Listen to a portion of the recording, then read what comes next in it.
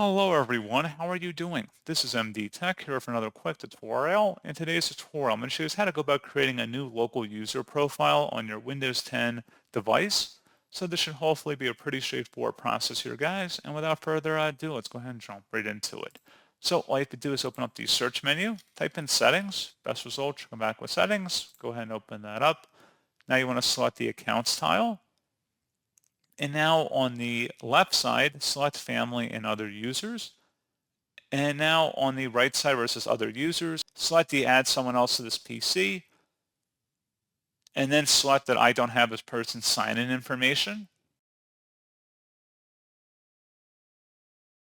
and then select add a user without a Microsoft account.